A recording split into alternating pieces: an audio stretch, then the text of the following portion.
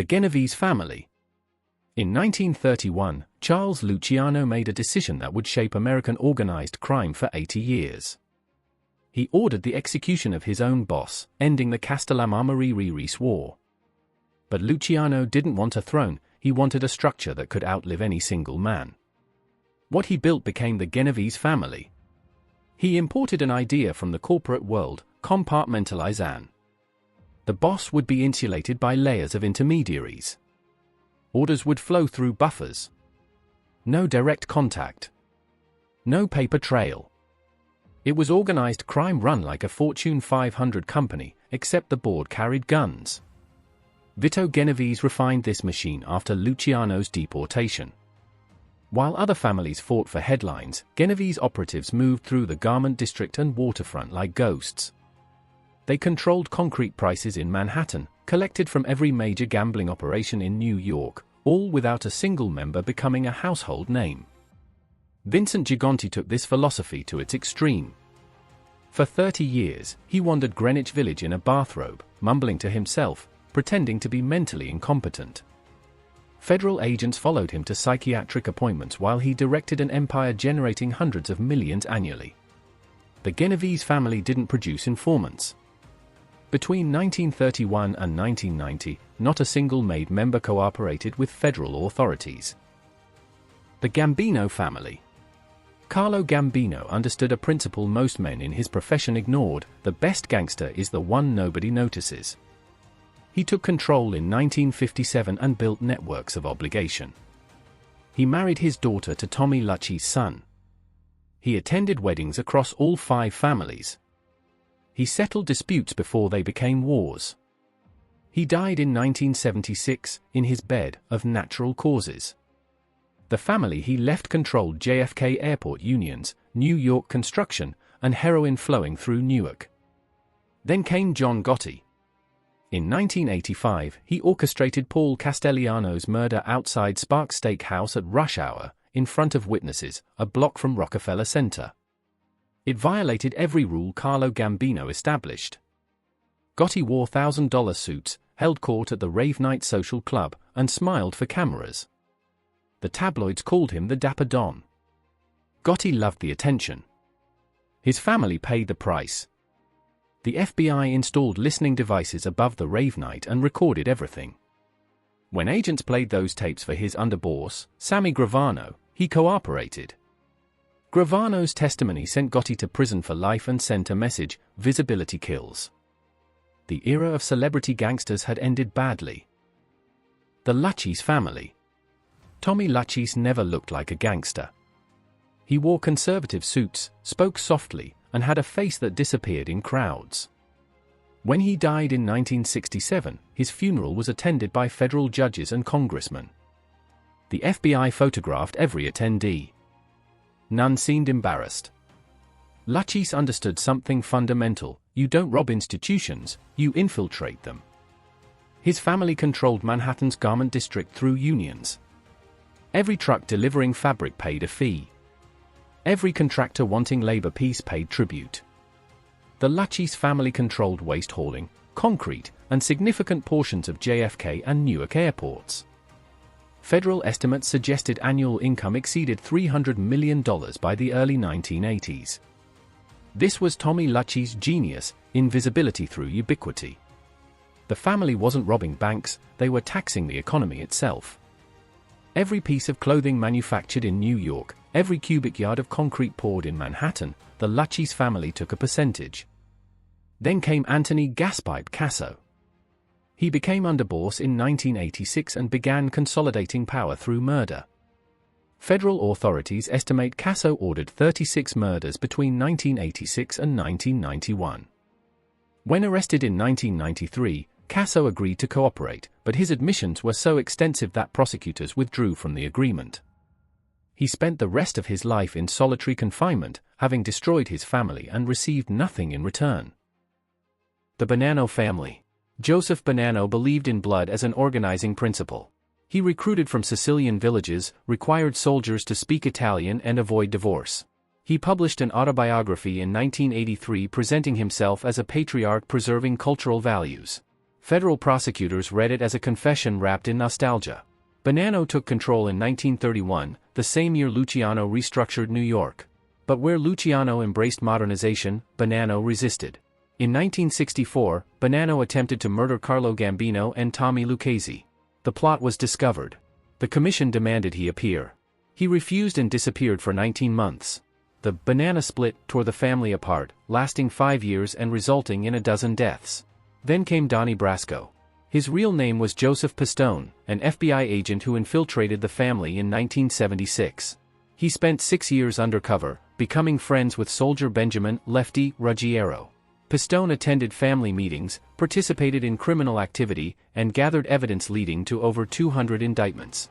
When the FBI pulled Pistone in 1981, the Bonanno family realized they'd been compromised at the deepest level. They were expelled from the commission in 1984, a humiliation no other family experienced. They were a cautionary tale about the cost of tradition in a profession requiring adaptation. The Colombo Family. The Colombo family went through 3 names, 4 bosses, and 5 internal wars between 1928 and 1993. It was the smallest of the 5 families and the most unstable. Where others prized secrecy, the Colombos attracted ambitious men who valued personal glory over institutional survival. Joseph Prophesy founded the family in 1928 and demanded every member pay monthly tribute directly to him. In 1960, the Gallo brothers rebelled, kidnapping several high-ranking members. Prophesy negotiated temporary peace, then spent 2 years systematically murdering Gallo loyalists. Joseph Colombo took over after Prophesy died in 1962. In 1971, Colombo founded the Italian-American Civil Rights League, organizing rallies at Madison Square Garden. He became a public figure. On June 28, 1971, Colombo was shot 3 times at a rally in Columbus Circle. He survived but remained in a vegetative state until 1978. The shooting was believed ordered by Crazy Joe Gallo, who was killed a year later at Umberto's Clam House.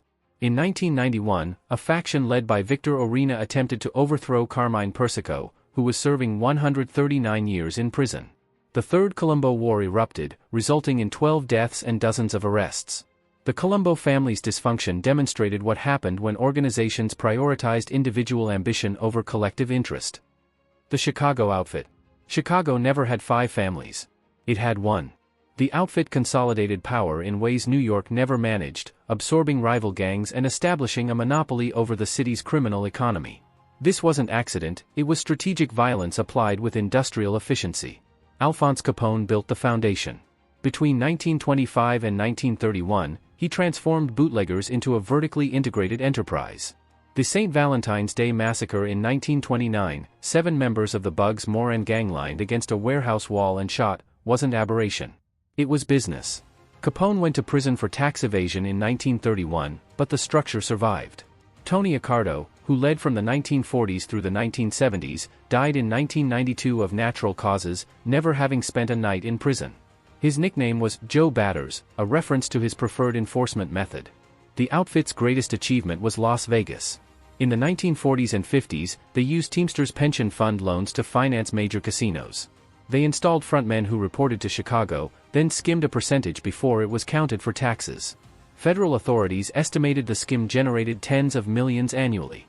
By the 1980s, the outfit's casino operations collapsed under federal investigation. What remained was a regional operation, powerful within Illinois but irrelevant beyond it. The Detroit Partnership. Detroit was a family business in the most literal sense. The Taco and Zerilli families intermarried, creating leadership based on blood rather than ambition. This wasn't sentiment, it was strategy. Blood ties reduced betrayal risk and simplified succession. The partnership controlled automotive industry labor unions, which in post-war America meant they controlled access to the most lucrative economic sector. Every Teamsters local in Michigan paid tribute. Every construction project required approval. What made Detroit unique was stability. No publicized power struggles. No high-profile murders. No defections to federal authorities. The partnership's most important relationship was with Jimmy Hoffa, president of the International Brotherhood of Teamsters. When he became national president in 1957, he gave them access to the Teamsters Pension Fund, loans for Las Vegas casinos and ventures generating returns far exceeding legitimate banks. Hoffa was convicted of jury tampering in 1964 and served 4 years. After his release, he began campaigning to reclaim the presidency, threatening to expose pension fund arrangements. On July 30, 1975, Hoffa drove to the Machu's Red Fox restaurant for a meeting. He was seen waiting in the parking lot. He was never seen again. Federal investigators believe Hoffa was killed to prevent him from disrupting pension fund arrangements financing operations across multiple families. The Patriarca Family. Raymond L.S. Patriarca ran his empire from a vending machine company on Federal Hill in Providence, Rhode Island. He arrived every morning, sat behind a desk in a small back room, and conducted business. Politicians stopped by. Bookmakers settled debts. Soldiers received orders. Patriarca controlled organized crime across 6 states, Rhode Island, Massachusetts, Connecticut, Maine, New Hampshire, and Vermont. This wasn't loose affiliation, it was centralized command with Patriarca at the top. The family's primary revenue came from gambling, numbers rackets, sports betting, illegal lotteries. Federal estimates in the 1960s suggested annual income exceeded $100 million. What made Patriarca dangerous was his law enforcement relationships. He had informants inside police departments across New England. He knew which FBI agents were investigating him. Planned arrests were leaked. Wiretaps were discovered. Witnesses disappeared. Patriarca's most controversial alliance was with James Whitey Bulger, an Irish mobster controlling South Boston. Bulger was simultaneously an FBI informant, feeding information while running a criminal organization. Bulger eliminated Patriarca's Italian rivals, and Patriarca allowed him to operate independently. Raymond Patriarca died in 1984. His son took over but lacked his father's discipline and vision. By the early 1990s, several high-ranking members had become informants, dismantling remaining leadership. The Bufalino Family. Russell Bufalino lived in Pittston, Pennsylvania, a coal mining town with fewer than 10,000 people. He owned a jewelry store. He attended church regularly. Nothing about his public life suggested he was one of the most powerful organized crime figures in the United States. Bufalino's influence came from resolving disputes between families. He was respected by New York, trusted by Chicago, connected to operations from Pennsylvania to Florida. When families had conflicts they couldn't resolve, they called Bufalino. He was the diplomat of the American Mafia. On November 14, 1957, Bufalino helped organize a meeting at Joseph Barbara's estate in Apalachin, New York. Over 60 high-ranking members from across the country attended. A New York State police sergeant had been monitoring Barbara's estate. When he noticed unusual numbers of expensive cars, he set up a roadblock. Attendees fled into surrounding woods. Many were caught. The exposure was catastrophic. For the first time, law enforcement had definitive proof that a national organized crime network existed. The Apalachin meeting confirmed the commission's existence and provided a roadmap for federal investigations continuing 30 years. Bufalino survived the fallout. He was convicted of extortion in 1977 and served 4 years. He died in 1994 at age 90. His family dissolved in the 1990s, absorbed by larger families or ceasing to function. The Trafficante Family. Santo Trafficante Jr. sat in a Havana prison cell in 1959, watching his empire collapse. Fidel Castro had overthrown the Batista government, and one of his first acts was nationalizing the casinos. Trafficant's family had helped finance and operate. Trafficant's father established the family's Tampa presence in the 1920s, controlling the Bolita lottery. But the real opportunity came in Cuba. Throughout the 1940s and 50s, American mobsters partnered with the Batista regime to turn Havana into a gambling destination. When Castro seized power, he imprisoned Trafficante for several months before releasing and expelling him. Trafficante returned to Florida, bringing relationships that would define the next decade. In 1960, the CIA approached the Mafia with a proposal: assassinate Fidel Castro. Trafficante was recruited, along with Sam Giancana and John Rosselli. The plots were elaborate: poisoned cigars, toxic pills, contaminated diving suits. None worked. In 1978, the House Select Committee on Assassinations investigated whether organized crime was involved in President Kennedy's murder. Trafficante was questioned extensively. He denied involvement, and no definitive evidence was found. Santo Trafficante Jr. died in 1987 of natural causes, never convicted of a major crime. His willingness to partner with the CIA demonstrated how deeply the Mafia had embedded itself into American geopolitics. Kansas City. Kansas City didn't look like a Mafia stronghold. But the Civella family operated one of the most lucrative criminal enterprises in the United States. They controlled labor unions, gambling, and access to Teamsters pension fund loans financing Las Vegas casinos. Nicholas Civella took control of Kansas City organized crime in the 1950s. He focused on building relationships with other families and creating a system where Kansas City served as logistical middleman for the Las Vegas scheme. Money flowed from casinos to Kansas City, where it was counted, divided, and distributed. The key was control over the Teamsters Central States Pension Fund. Savella had relationships with Teamsters officials who could approve casino construction loans without traditional bank scrutiny. These loans came with strings. Casinos had to use mafia-controlled vendors and allow the scheme to continue. The FBI began investigating the scheme in the mid-1970s. In 1979, federal prosecutors indicted 15 members of 4 families in the Strawman investigation. Nicholas Savella was convicted in 1980 and died in 1983. Kansas City never recovered. Kansas City demonstrated the limits of being a middleman. The family had no independent power base. Its influence depended entirely on relationships with larger families and Teamsters' access. When those disappeared, so did relevance. The Cleveland Syndicate. Between 1976 and 1977, Cleveland experienced 37 car bombings. Local media called the city Bomb City, USA. The violence was war between the Cleveland Mafia, led by James LeCavalier, and an Irish gang led by Danny Green, a former longshoreman who refused to follow the rules. The Cleveland Syndicate had been one of the most stable mafia families, controlling illegal gambling, labor unions, and waste hauling. But Danny Green didn't care about tradition. He hijacked their gambling operations, refused to pay tribute, and publicly taunted leadership. The syndicate attempted to kill Green multiple times. Green survived them all. On October 6, 1977, Green was killed by a car bomb in a Lyndhurst parking lot. Green's death should have ended the war. Instead, it accelerated the family's collapse. The FBI had been monitoring the conflict closely. Green's murder gave them final evidence needed. Within a year, James LeCavalier and most syndicate leadership were indicted on racketeering charges. Ray Ferrito, the hitman, became a government witness.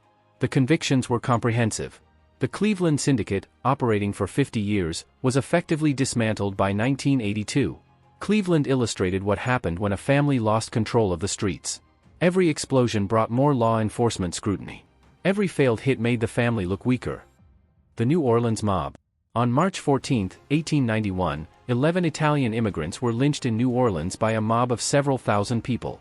The men had been acquitted of murdering the city's police chief.